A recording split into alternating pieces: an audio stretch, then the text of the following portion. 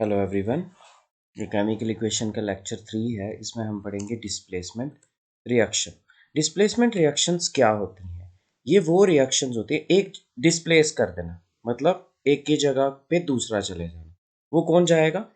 More reactive element. वो reactions जिसमें more reactive element जो होता है वो डिस्प्लेस कर देता है, displaces the less reactive element.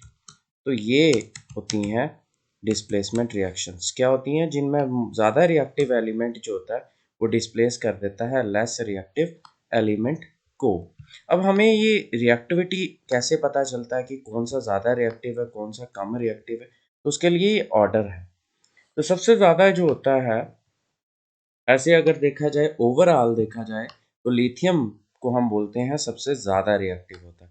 लेकिन छोटे लेवल पे हम ये भी बोल सकते हैं कि सिंपल एग्जाम के लिए में ये भी कि पोटेशियम जो होता है मोस्ट रिएक्टिव एलिमेंट होता है।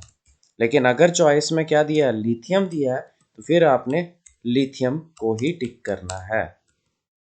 एक मिनट, अगर ओवरऑल देखा जाए, ओवरऑल तो caesium is the most reactive होता है। ठीक है, और अगर लिथियम हो चॉइस में तो लिथियम भी हो सकता है। तो ये सीरीज है। सीरीज में सबसे ज़्यादा यहाँ पे, क्योंकि सीजियम इतने मिलते नहीं है ना या लिथियम वगैरह, तो इनको इंक्लूड नहीं करते। तो सबसे ज़्यादा है पोटेशियम। ये सीरीज याद रखनी, पोटेशियम मेन। अब इतनी तो याद होती नहीं है एग्जाम के लिए।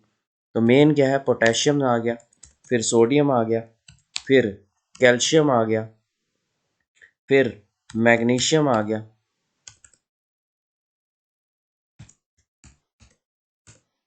और फिर उसके बाद एल्युमिनियम, फिर जिंक, आयरन, और फिर उसके बाद पीबी लेड, फिर हाइड्रोजन, फिर कॉपर, फिर मरकरी, फिर उसके बाद एजी। ये अगर याद हो जाए ना तो अच्छे से एग्जाम हो जाता है क्लियर कोई नहीं। तो ये रिएक्टिविटी ऑर्डर है इनका। ठीक है, तो कौन सा ज़्यादा रिएक्टिव है? पोटेशियम, फिर सोडियम, फिर कैल्शियम, फिर मैग्नीशियम, फिर एल्युमिनियम, फिर उसके बाद जिंक, फिर आयरन, फिर ये और देखो हाइड्रोजन से कौन से कम रिएक्टिव है? गोल्ड सबसे ज़्यादा, सबसे कम रिएक्टिव है, फिर सिल्वर, फिर उसके बाद कॉपर, मरकरी, सिल्वर, मतलब ये हाइड्रोजन से भी कम रिएक्टिव मेटल्स हैं। तो जैसे ये देखें, ये दिया हुआ है, अब आपको एक एग्जांपल दी हुई है कि ये एक टेस्ट ट्यूब ली। टेस्ट ट्यूब में कॉपर सल्फेट का सोल्यूशन दिया है। कॉपर सल्फेट का सोल्यूशन कैसा होता है? ब्लू कलर का होता है। इसमें आयरन नेल डाले, दो कील डाले हुए, थ्रेड से लटकाए हुए, तो क्या होगा? रिएक्शन होगी या नहीं होगी, ये बताना है आपको। तो अब देखो, ये कॉपर सल्फेट का सोल्यूशन है, एक्वस सोल्यूशन। कौन से कलर का है? ब्लू कलर का है, ब्लू कलर का। इसमें क्या डाला है? Iron, Fe। तो आपने देखना है कि कौन सा ज्यादा रिएक्टिव है। कॉपर ज्यादा रिएक्टिव होता है या आयरन? देखो कॉपर तो हाइड्रोजन से भी कम रिएक्टिव होता है, ये मैंने सीरीज लिखी है। तो ये आ रहा है हमारा आयरन, Fe। ये आयरन आ रहा है और ये कॉपर आ रहा है। तो कौन सा ज्यादा रिएक्टिव है? आयरन ज्यादा रिएक्टिव है ना। तो ये आयरन जो होगा ये क्या कर देगा? कॉपर को डिस्प्लेस कर देगा, कॉपर को डिस्प्लेस कर देगा और बन जाएगा FeSO4। और क्या आ जाएगा? प्लस क्या आ जाएगा? कॉपर।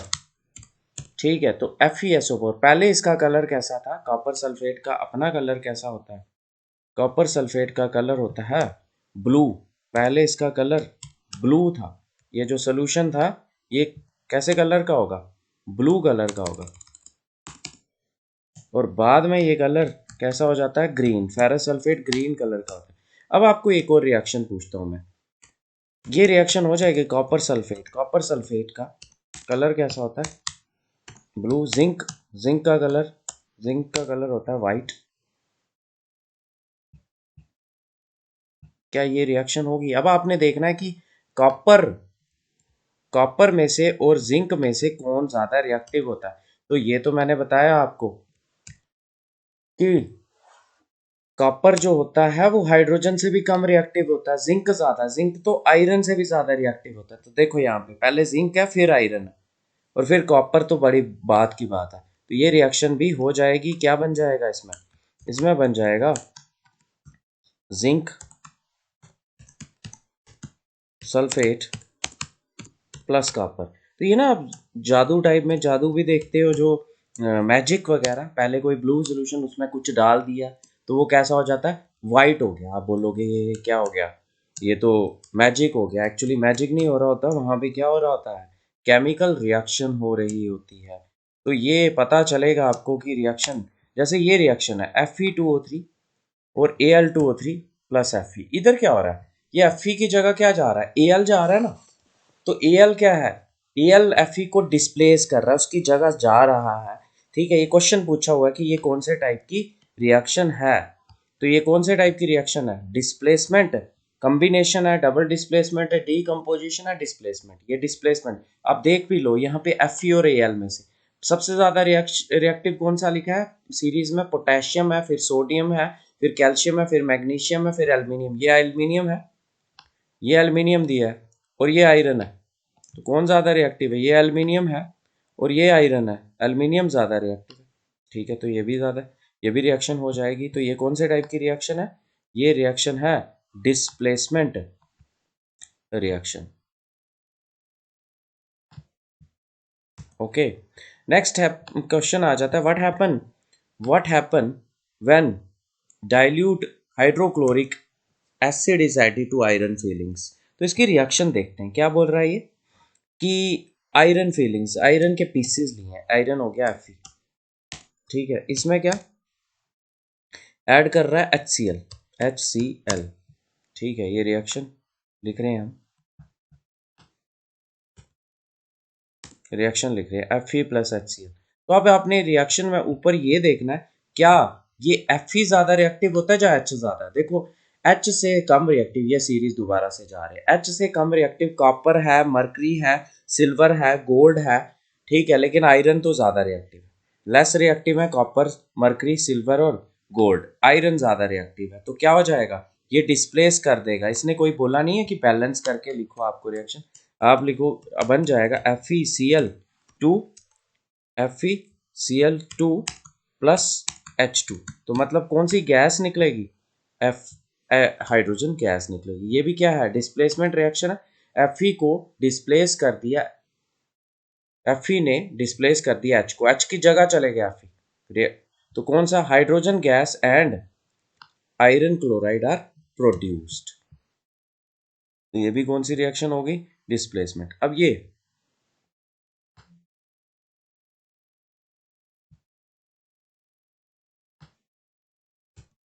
एक और है, एक और क्वेश्चन है,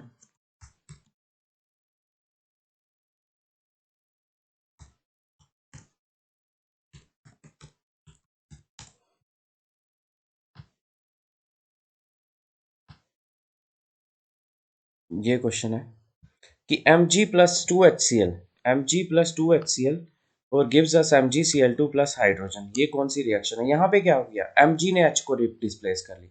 क्या Mg ज्यादा रिएक्टिव होता है हाइड्रोजन, तो Mg होता है, हाइड्रोजन से सिर्फ चार ही मेटल कम रिएक्टिव होते हैं, कॉपर हो गया, मरकरी हो गया, गोल्ड हो गया, सिल्वर हो गया। तो मैग्नीशियम तो ज्यादा रिएक्टिव होता है। तो ये भी एक कौन सी रिएक्शन है, ये भी एक डिस्प्लेसमेंट रिएक्शन की ही एग्जाम्पल है।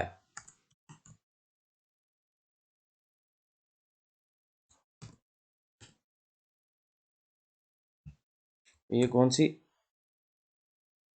रिएक्शन है, ये रिएक्शन है displacement reaction.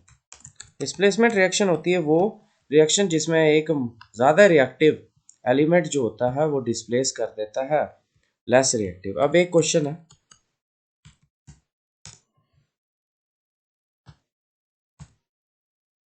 In the refining of, कि अगर आप रिफाइनिंग करना चाहते हो, मतलब कि अगर आप प्यूरिफिकेशन करना चाहते हो,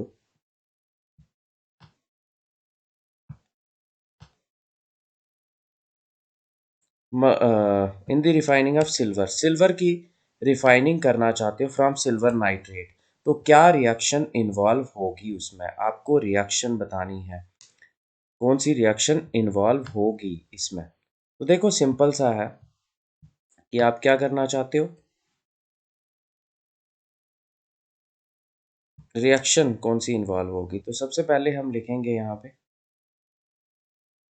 रिएक्शन सिल्वर नाइट्रेट क्या होता है, AgNO3, AgNO3 किसके साथ रिएक्शन करनी है, कॉपर के साथ रिएक्शन है, कॉपर के साथ plus Cu solid. In the refining of silver, recovery of silver from silver nitrate involve displacement by copper metal। अब आपने मुझे ये बताना है कि कॉपर ज़्यादा रिएक्टिव होता है या सिल्वर, तो यही दोबारा से सीरीज में आ जाते हैं। तो देखो यहाँ पे सीरीज में कॉपर है, फिर मरकरी है, Hg मरकरी का सिंबल होता है, फिर Ag का, इसका मतलब कॉपर ज़्यादा रिएक्टिव है। तो कॉपर क्या करेगा, कॉपर खुद चले जाएगा Ag की जगह पे, ज़्यादा रिएक्टिव है, तो बन जाएगा CuNO3 होल ट्वाइस और प्लस आ जाएगा क्या Ag। तो AgNO3, तो Ag में से AgNO, इस Ag में से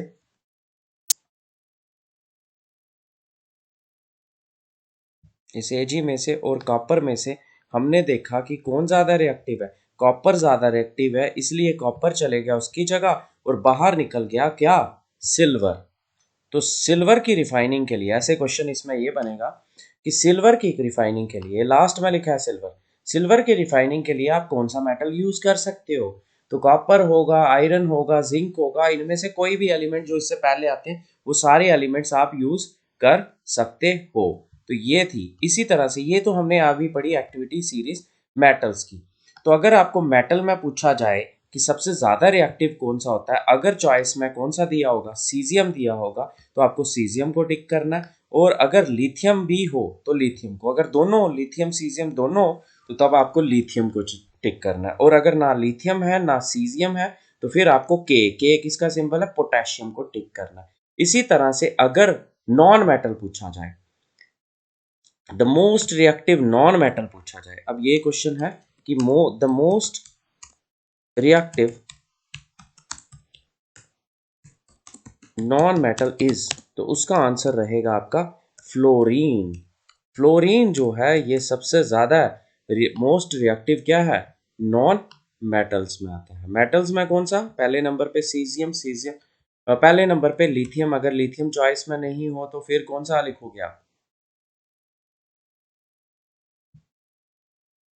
सीजियम चॉइस में नहीं हो, लिथियम नहीं हो तो सीजियम, सीजियम भी नहीं हो तो पोटेशियम, और मोस्ट रिएक्टिव नॉन मेटल कौन सा है, फ्लोरीन है मोस्ट रिएक्टिव नॉन मेटल। तो नॉन मेटल की अगर आपको सीरीज करनी हो कि कौन कौन सा आ जाता है, तो फ्लोरीन सबसे ज़्यादा, फिर क्लोरीन, फिर ऑक्सीजन। चलो इस सीरीज को, फ्लोरीन, क्लोरीन, ऑक्सीजन, ब्रोमीन, ये इतनी ज़्यादा इंपॉर्टेंट नहीं है सीरीज, ठीक है। तो thanks a lot for listening, जय हिंद।